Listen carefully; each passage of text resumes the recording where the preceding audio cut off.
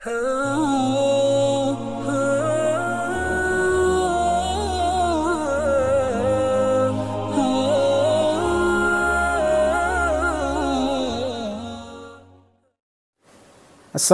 warahmatullahi wabarakatuh. Alhamdulillahirabbil alamin. Wa bihi nasta'inu ala umurid dunya waddin. Wassalatu wassalamu ala asyrafil mursalin. Nabiyina Muhammadin sallallahu alaihi wa ala alihi wa sahbihi ajma'in. Amma ba'du. Kita bersyukur kepada Allah Subhanahu wa taala telah diturunkan syariat yang sangat memuliakan kita sebagai manusia,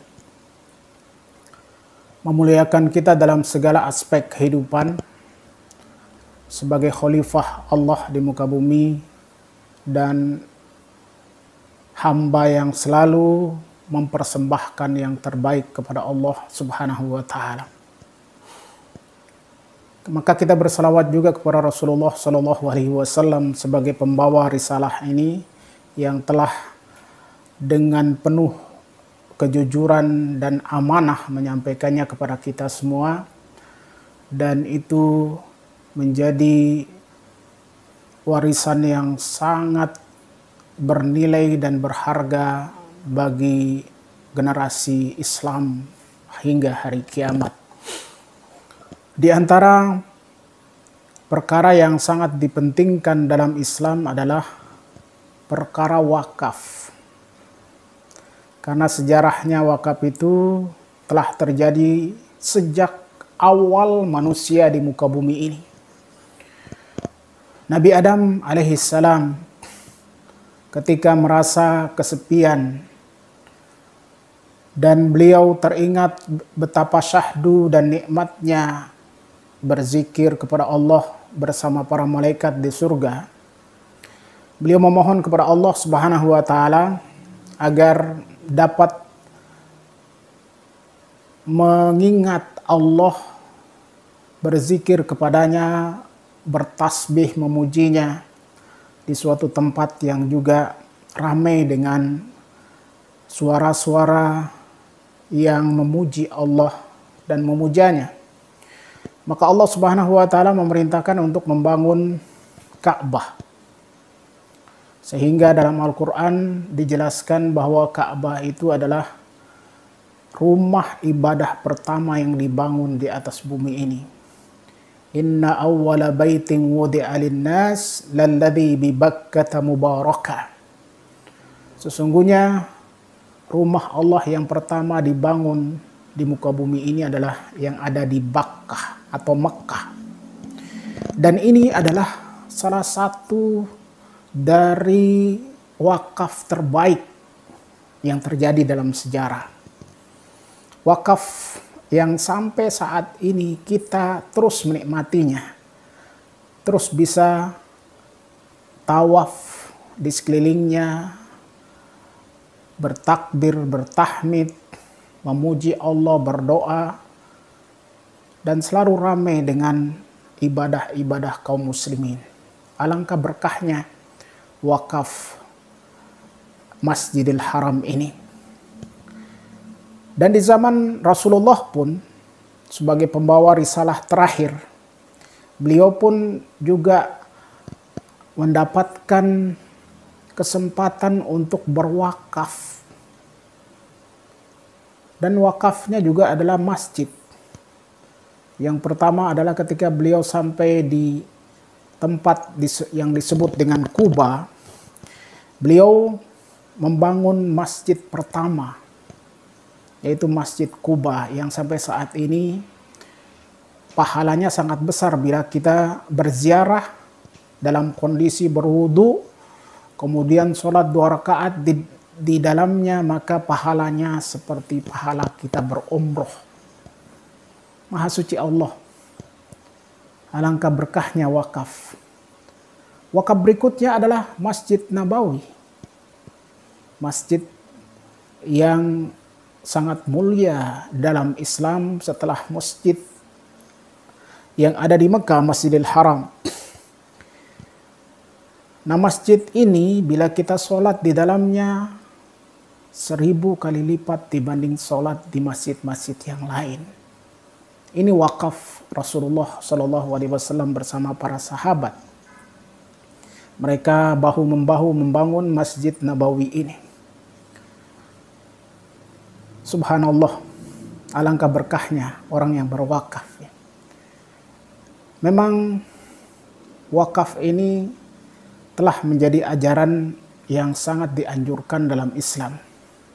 Diingatkan oleh Rasulullah SAW dalam hadis yang sahih, "Idza mata ibnu Adam," bila anak Adam itu mati, meninggal. "Idza mata ibnu Adam." Jadi bila seorang anak Adam itu meninggal, inqata'a amaluhu. Terputuslah semua amal perbuatannya. Pahalanya terputus, tidak bisa dia menambah lagi amal-amalnya. Kecuali illa min thalathin. Ada 3 perkara. Yang pertama itu adalah sedekah jariyah. Yang kedua ilmu bermanfaat, dan yang ketiga doa anak soleh. Dan menurut ulama, diantaranya Imam An-Nawawi menyebutkan sedekah jariyah itu adalah wakaf. Jadi wakaf itu membuat amal kita dan pahalanya tidak terputus. Alangkah mulianya orang yang berwakaf. Makanya ketika turun ayat di surat Ali Imran 92, Allah Subhanahu wa taala berfirman, "Lan tanalul birra hatta tunfiqu mimma tuhibbun wa ma tunfiqu min syai'in fa innallaha bihi alim." Kalian tidak akan sampai kepada suatu kebaktian yang sempurna, kebajikan yang sempurna, hingga kalian menginfakkan sebagian harta yang kalian cintai.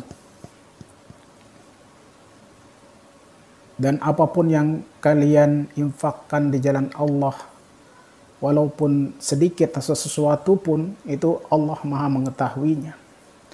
Setelah turun ayat ini, dalam riwayat disebutkan, riwayat Imam Muslim, Abu Talhah, seorang sahabat Ansor yang sangat kaya, beliau memiliki banyak kebun, dan di antara kebun yang paling beliau cintai, yang jadi favoritnya, yang jadi tempat beliau bercengkrama dengan keluarga dan anak istrinya, itu disebut kebun Bayruha. Langsung beliau datang kepada Rasulullah SAW, "Wahai Rasulullah, sesungguhnya kebun yang paling aku cintai, yang jadi favoritku itu adalah kebun Al-Bayruha. Saat ini persaksikanlah wahai Rasulullah, aku wakafkan dia untuk Allah, demi mencapai kesempurnaan kebajikan di sisi Allah Subhanahu wa taala." Makanya Rasulullah SAW langsung menyambutnya dengan sukacita dan beruntunglah, beruntunglah, beruntunglah. Ini wakaf dari Abu Talha. Wakaf dari Umar ibn al-Khattab juga demikian di tanah Khaybar. Beliau mewakafkan tanahnya di Khaybar. Ada juga kebun dari Muhairik. Dan yang saat ini begitu luar biasa sampai terus dijadikan objek dari penelitian adalah wakaf sumur dari Utsman bin Affan radhiyallahu an. Dan Allah meridhai semua sahabat. Beliau subhanallah ketika datang ke Madinah, beliau menemukan bahwa di sana ada sumur seorang Yahudi. Dan ketika terjadi paceklik dan kekeringan di Madinah, satu-satunya sumur yang masih menghasilkan air itu adalah sumur, namanya sumur Raumah atau Rumah. Ini sumur yang dimiliki oleh seorang Yahudi dan dia menjual air dengan harga yang sangat tinggi. Maka Rasulullah Shallallahu Alaihi Wasallam bersabda kepada para sahabat menurut riwayat Imam Muslim. Beliau bersabda, siapa yang bisa membebaskan sumur ini dan diperuntukkan kaum muslimin, maka baginya surga. Nah, subhanallah, ini daya tarik luar biasa. Membeli sumur dan balasannya adalah surga. Maka langsung kemudian Utsman bin Affan datang menawarkan kepada Yahudi itu untuk membeli sumur itu. Awalnya Yahudi itu begitu mempertahankan, bersikukuh tidak akan menjual karena dia mendapatkan keuntungan tiap hari dan berlipat-lipat harganya pada saat paceklik. Dan itu memberatkan kondisi umat Islam yang ekonominya terpuruk. Tapi tetap Utsman dengan kepiawaiannya untuk bernegosiasi terus menerus, akhirnya luluh hatinya untuk menjual, tapi cuma sebagian dari sumur itu. Nah, Utsman melihat ini peluang, maka dibelilah setengahnya sumur itu. Dengan kesepakatan beliau akan menjual sehari, kemudian Yahudi menjual hari berikutnya. Maka ketika pada hari giliran Utsman bin Affan radhiyallahu anhu, beliau mengumumkan kepada seluruh kaum muslimin agar mengambil air sebanyak-banyaknya untuk paling kurang 2 hari, supaya esoknya tidak membeli dari Yahudi itu. Akhirnya ketika giliran Yahudi menjual air, dia tidak mendapat pelanggan, sepi. Karena pada giliran Utsman bin Affan, orang-orang sudah mengambil air yang cukup di rumahnya masing-masing. Dan akhirnya dia pun menjual sebagian lagi dari haknya pada sumur itu dengan harga 20.000 dirham. Dan itulah salah satu wakaf yang sangat fenomenal dalam sejarah Islam, yang hingga saat ini itu berkembang jadi kebun kurma, menjadi hotel, menjadi bank, dan Allah memberkahinya. Semoga kita termasuk orang-orang yang diberi kesempatan oleh Allah untuk berkontribusi dalam wakaf, sehingga kita pun mendapatkan kesempatan untuk meraih derajat yang tinggi di sisi Allah dan dapat keberkahan dari wakaf-wakaf kita.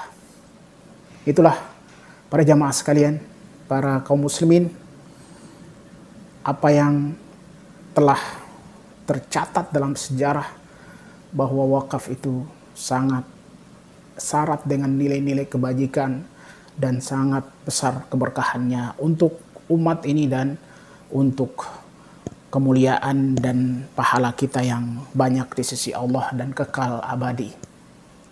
Semoga Allah memberikan taufik dan hidayah kepada kita agar selalu mengamalkan ajaran wakaf ini.